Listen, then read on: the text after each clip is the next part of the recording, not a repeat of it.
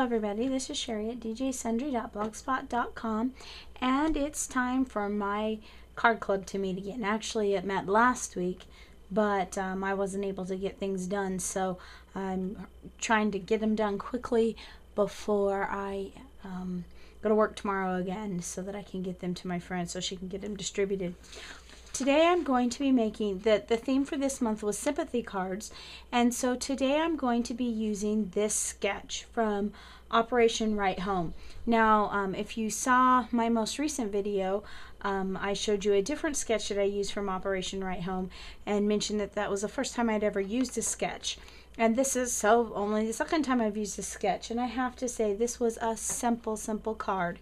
So I took an 8.5 by 11 sheet of cardstock and cut it in half.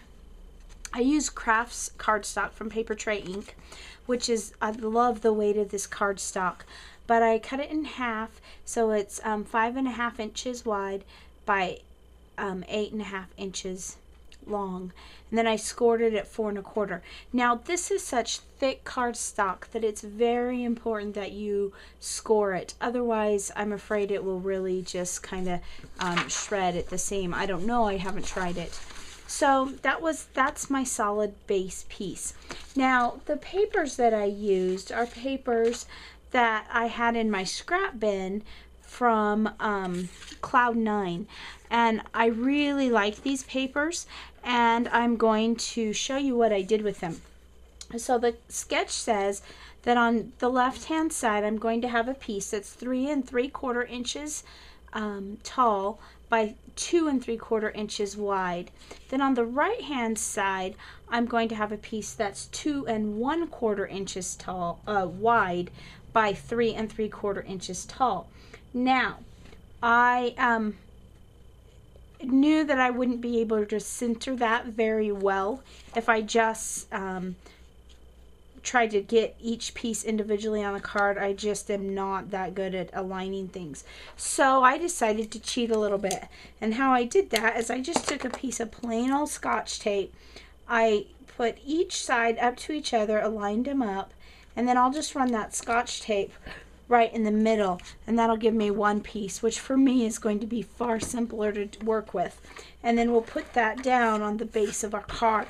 Now I will still, with my ATG gun, I will still go down both sides of that seam right over the top of the Scotch tape with my ATG so that I still have a good adhesion so it doesn't come up. And then you just center that on the card. There's about 1/4 inch all the way around from that card. See how simple that is? Kind of pretty, isn't it?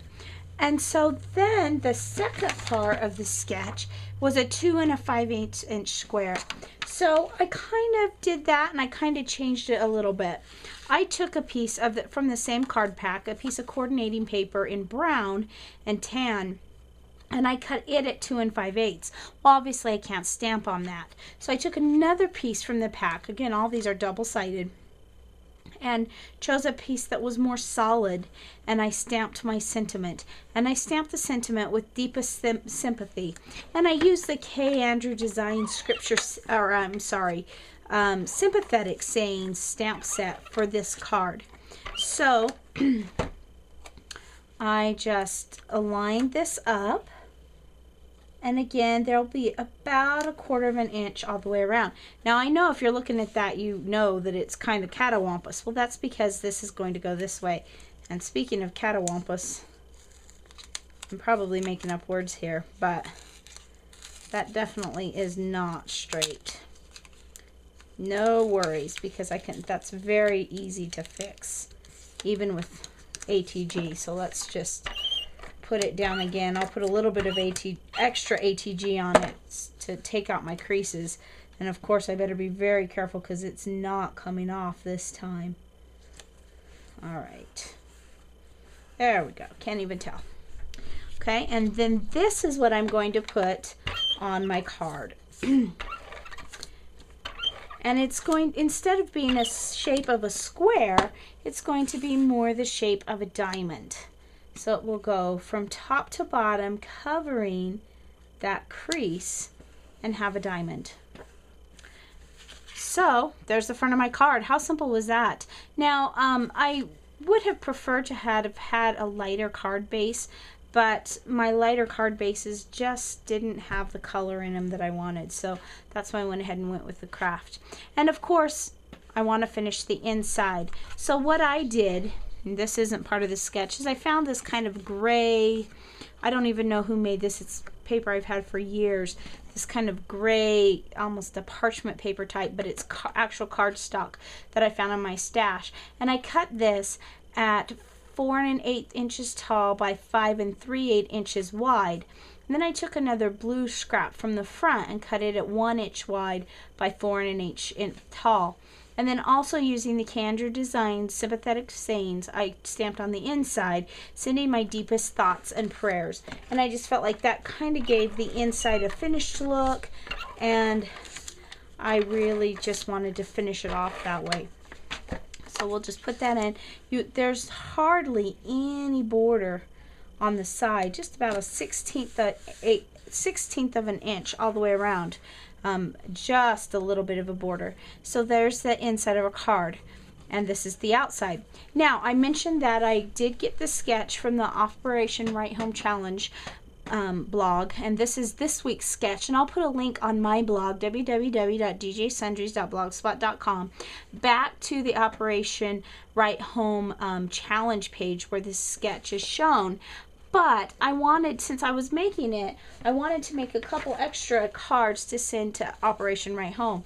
Now, one thing that Operation Right Home asked for is that you not send sympathy cards to the soldiers. So I had to change up my sentiments a little bit.